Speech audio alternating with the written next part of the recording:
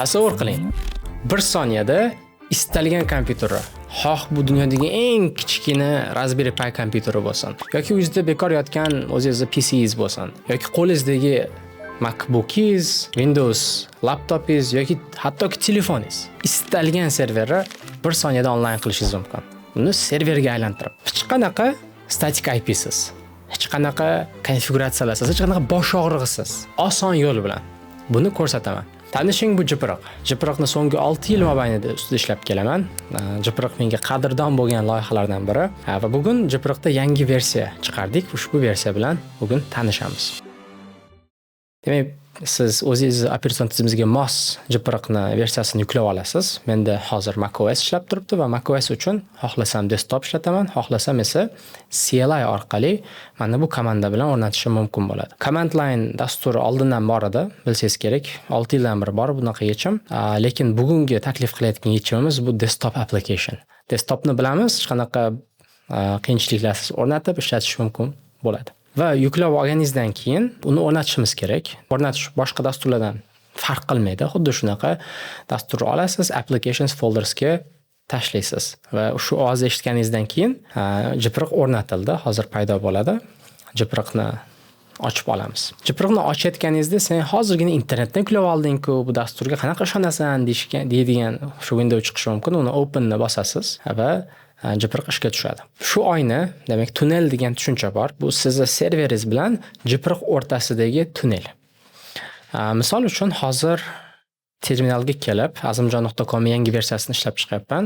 Serverimni ishga tushirsam, run server deb, bu bizga 8000-portda server ochib beradi va ushbu serverga kiradigan bo'lsam, ishlab turgan loyihani ko'rishim mumkin. Ya'ni blogga o'tamiz, blog o'qiymiz, lekin buni hozir kim bilandir bo'lishmoqchi bo'lsam, 127.0.0.1 8000-portni bo'lisha olmayman. Bu URL sizda ishlamaydi yoki boshqa insonlarda o'zini kompyuterini belgilab turibdi. Bo'lisha olmayman bu IP adresni yoki localhostni. Va shunda bizga Jipriq yordamga keladi. 8000-portni bilamiz. Jipriqqa kelib, mana bu yerda new tunnel tugmachasini bosib 8000-portda ishlashini aytamiz va o'zimiz istalgan subdomenni olishimiz mumkin Jipriqda. Ko'p boshqa yechimlarda subdomen olishingiz muammoli, lekin Jipriqda bu oson. Misol uchun azim.jipriq.live ni olmoqchiman va create tunnel tugmachasini bosaman. Va 1 soniya ham vaqt ketmadi ko'rganingizdek va bizga bu tunnelni berdi.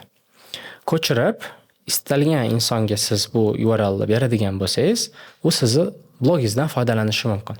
Va boya qanaqa ishlatgan bo'lsak, o'sha sahifalar ishlayotganligini ko'rishimiz mumkin. Blogga kirish mumkin va blogingizni o'qish mumkin. Va hammasi hozir azim.jipriq.live dan kelyapti va HTTPS turibdi. Misol uchun webhook URL'larni bermoqchi bo'lsangiz, HTTPS bo'lishga majburlaydi. Misol uchun PayMe, Click kabi payment integratorlar bilan foydalanayotgan bo'lishingiz mumkin. Telegram botidan yoki aytaylik Discord bot qurayotgan bo'lsangiz ham HTTPS bo'lishini majburlaydi.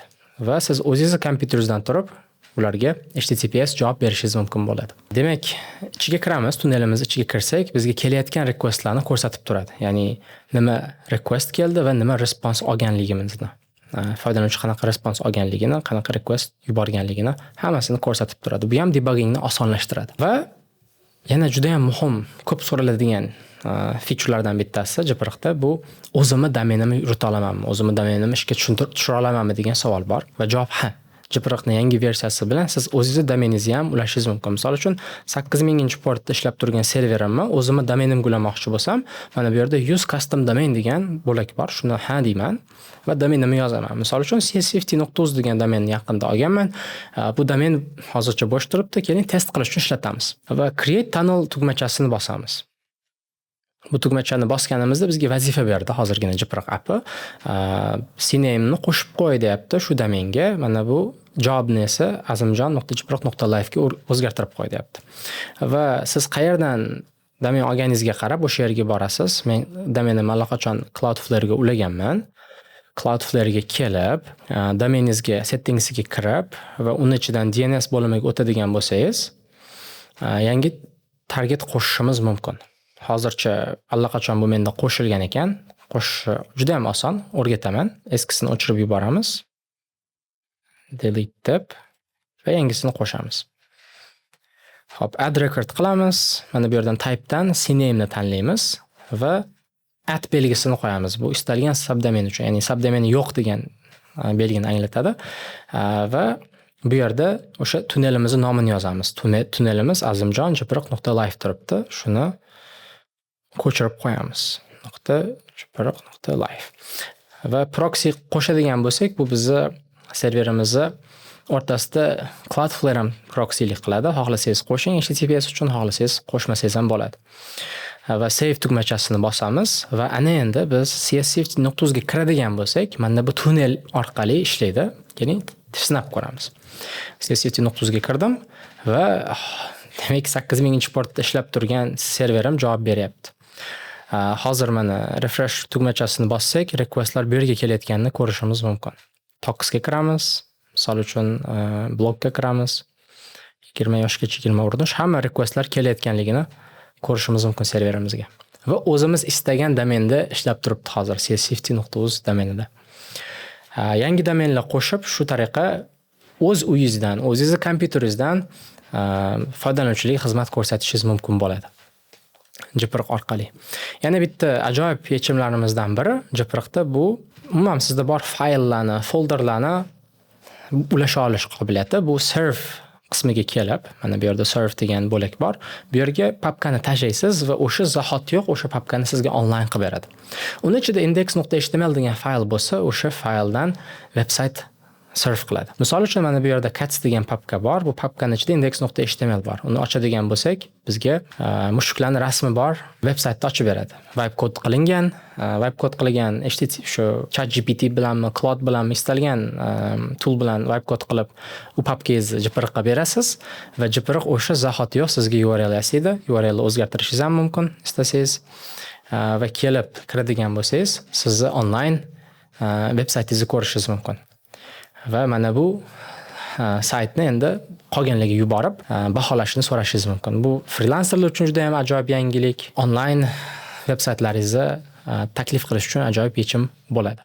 Faqat veb-saytlar emas, balki serve demak folderiga kelib, mana bu yerdan istalgan papkani berishimiz mumkin. Misol uchun aytaylik, tizim dizayni kurs folderini berib yuborsam va kopiya qilib URL-ni brauzer kiritadigan bo'lsam, tizim dizayndagi hamma fayllarni ko'rishimiz mumkin va bu fayllarni yuklab olish ham mumkin bo'ladi. Masalan, kimgadir agar yuboradigan bo'lsangiz, bu fayllarni hech qanaqa o'rtadagi serversiz bularni yuklab olish qobiliyatiga ega bo'ladi. Va bu yerda o'ylashingiz mumkin, meni fayllarim xavfsizmi deb. Biz sizni faylingizni ham, siz yuborayotgan va qabul qilayotgan requestlarni hech qaysini ko'rmaymiz. Hammasi toza TCP connectionlar orqali yuboriladi va nimaiki parse bo'ladigan bo'lsa, aytaylik, biz nima request kelib, nima response chiqayotganini ko'rmoqchi bo'lsangiz, ular hammasi klient tarafda bo'ladi. Ya'ni siz o'zingizning kompyuteringizda bo'ladi. Va ishonib bizga istalgan baytlarni yuboring, biz shunchaki proxy qilib beramiz. Ya'ni kelayotgan baytlarni foydalanuvchilarga yuboramiz va qabul qilingan baytlarni sizning serveringizga yuboramiz. O'rtada Jipriq hech qanaqa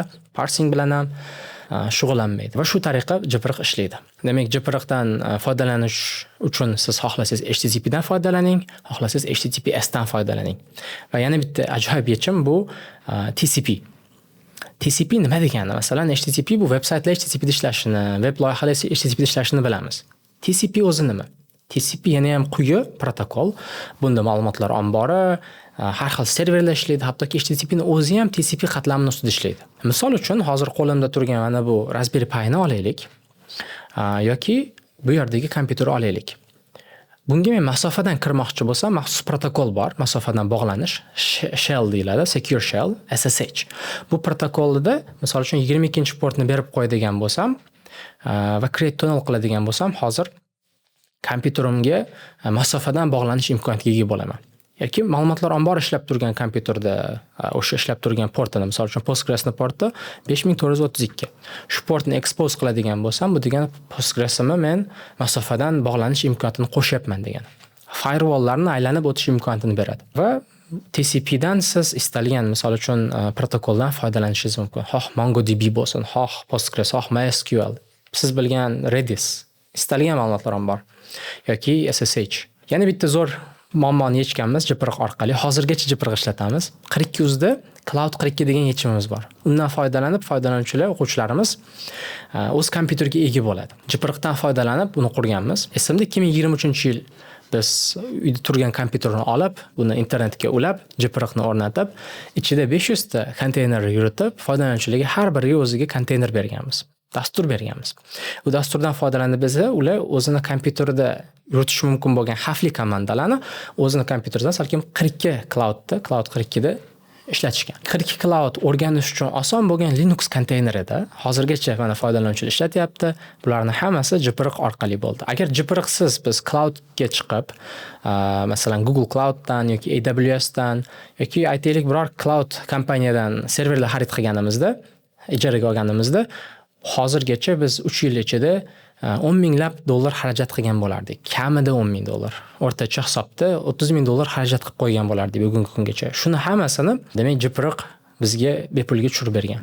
Bepul deganim albatta kompyuter o'zimizning qo'limizda ligini hisobga olgan holatda. Misol uchun OLX dan hozir siz kirib, Core 7 ni hozir 100 dollarga 8 ta korli kompyuter olishingiz mumkin, 8 GB RAM olishingiz mumkin yoki Android telefonlar yoki o'zingiz iPhone'ingiz misol uchun server bo'lib bera oladi.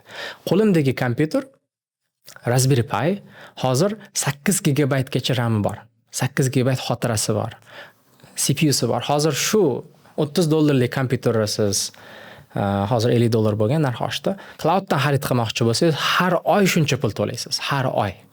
Uni evaziga siz JPRG o'rnatib, serverga aylantirishingiz mumkin va istalgan loyihangizni aynan o'zingiz uyingizdan xizmat ko'rsatishingiz mumkin bo'ladi. Reliability, ya'ni ishonchlilik jihatdan JPRG dan ishlatsa bo'ladimi? Mana Cloud 42 juda ham muhim servis 42 uchun. Har bir o'quvchiga biz server berganmiz va bu serverlar qimmat turadi agar Clouddan sotib olsak. Bizga baribir ishonchli tizim kerak, ishonchli yechim kerak. O'sha vaqtda nima qildik biz? 2024-yil yanvarda Singapurga bordim. Men Singapurdaman, server Varshavada qolgan. Mana shu kompyuterda. Server Varshavada. Va Cloud 42 o'chib qoldi. Yordam 42 yonyapti. Hamma yozyapti. Cloud 42 o'chgan, Cloud 42 o'chgan deb qarasam rostdan o'chgan. Nima qilsam ekan dedim. Uydagilarga aytib, server tuzatish uchun masofadan qo'lim yetmaydi. Nima bo'ldi? Cloudda, ya'ni Google Cloudda xuddi shu kompyuter replikasini, ya'ni egizagini yasab qo'ygandim. O'shani ishga tushirib yubordim. Va o'sha zahotiyoq foydalanuvchilar ishlatish boshladi Cloud 42 ni. Bo'ldi, ishlayapti Cloud 42. Lekin uni agar yoqib qoldirsam, men oyiga 1000 dollar pul to'layman. Qisqa vaqt uchun yechim bo'ldi, ya'ni reliability uchun muhim bu. Lekin muammo JPRGda emas edi. Muammo uyda svet o'chib qolganligi bo'lishi mumkin. Mendagi muammo internet o'chib qolganligi bo'ldi. Varshavada pul to'lamaganmiz internetga. Uyda server yuritib va internet o'chib qolgan. Internetni yoqqanimizdan zahotiyoq JPRG ham hamma dastur ishga tushib ketib, Cloud 42 yana yongan. Va shunaqa vaziyatlar bo'lishi mumkin. Uyingizda svet o'chib qoladi, uyingizda internet o'chib qoladi, uyingizda kimdir simini uzib olishi mumkin bilmagan holatda. Shunaqa holatda ehtiyot bo'lish kerak, lekin ehtiyotini ham ko'rish kerak. Misol uchun men ko'rgan ehtiyot nima bo'lgan? Serverim replikasini boshqa cloudga yuklaganman va uni muzlatib qo'yganman. Va muzlatilgan serverlar uchun pul to'lamaysiz. Faqat diskiga to'laysiz. Shunaqa holatda biz JPRG dan foydalanamiz, lekin uni ehtiyotini ham ko'ramiz. Ya'ni JPRG emas, o'zimning dasturim, o'zimning uyimdagi kompyuterim o'chib qolgan holatda nima qilaman degan savolni bera olishingiz kerak. Va bunda oddiy javob clouddan xizmatlardan qisman foydalanish mumkin. Xullas, JPRG ni o'ylab qarasak, imkoniyatlari ko'p. Qaysidir ma'noda cheksiz. Bu sizni o'zingizni tasavvurlaringiz bilan cheklangan. 2023-yilda Google'ga kirishimdan avval Amazonda ishlaydigan paytim Ahmad ismli bir yigit chiqib, hackathonda qatnashayotganligini va GPU marketplace qurmoqchiligini aytdi. U aytishicha, gamerlar, crypto minerlar GPUlar xarid qilib olgan, uyda turibdi. U GPUlarni odamlar ishlatishi mumkin, lekin uyda u bekor yotibdi, xuddi hozirgi kompyuterlar kabi. Va u GPU marketplace, ya'ni GPUlarni ijaraga berish servisini qurdi. Ionet deb nomladi va hozir bu kompaniya 3 milliard dollarga baholanadi. Va uni asosida eng asosiy ishini o'sha payt qilgan loyiha bu JPRG bo'lgan. JPRG o'rnatib berganman Ahmadga. Serverlari orqali u istalgan kompyuter, istalgan telefonni ijaraga berish servisini qurgan. 3 milliard dollarlik kompaniya bugun. Sun'iy intellekt rivojlangani sari bizga GPUlar kerak bo'ladi va GPUlarni ijaraga olish, jipiriq orqali kompyuterlarni ijaraga berish imkoniyatini qurgan va hozir milliarder inson. Jipiriq kimlar uchun? Jipiriq hamma uchun. Bugun hamma dasturchi bo'la oladi. AI, ya'ni sun'iy intellektdan foydalanib bugun istalgan inson o'zini saytini quryapti, o'zini yechimlarini quryapti va taklif qilyapti. Va taklif qilish jarayonida ular cloud nima, ular server nima, qanaqa onlayn qilinadi, bu qiyin jarayonlardan o'tish shart emas. Osongina jipiriqdan foydalangan holatda o'z servislarini taklif qilishi mumkin butun dunyoga. Demak, jipiriq vibe coderlar uchunmi desangiz, ular bilan cheklanmagan. Misol uchun database administratori vaqtincha yopiq serverda ma'lumotlar omborini ochish mumkindir yoki SSH qilmoqchidir. Qaysiki TCP connection bo'lsa, uni onlayn qilish niyatida bo'lsa, uni ham qila oladi. Ya'ni jipiriq chuqur dasturlash qobiliyatiga ega bo'lgan insonlarning qobiliyatini yana ham kengaytiradi. Dasturlashdan umuman xabari yo'q insonlar uchun ham demak dasturlarini butun dunyoga taqdim qila olish imkoniyatini beradi. Mana bu menni ko'rgan bo'lsangiz kerak. Hey dude deydi, seni kasbing tugadi, bo'ldi, men hozirgina ChatGPTdan veb-sayt qurdim deydi. Qani yuborchi deydi. Yuborsa C drive index.html turadi. Shu faylni jipiriqqa bersangiz sizga veb-sayt qilib beradi va veb-saytga xohlasangiz o'zingiz domeningiz bilan, xohlasangiz jipiriqning domenlaridan foydalaning. Istalgan ma'lumotingizni bir kompyuterdan ikkinchi kompyuterga o'tkazishda ham jipiriqning foydasi ko'p. Jipiriqni yana nima qilish mumkin? Buni endi siz aytasiz menga. Siz ham milliarder bo'lishingiz mumkindir, siz ham millioner bo'lishingiz mumkindir. Jipiriqni narxi hozir $3.5 oyiga $3.5, ya'ni 40 ming so'm ishlatib, bitta lavash puliga siz bir oy istalgan kompyuterni serverga aylantirishingiz mumkin.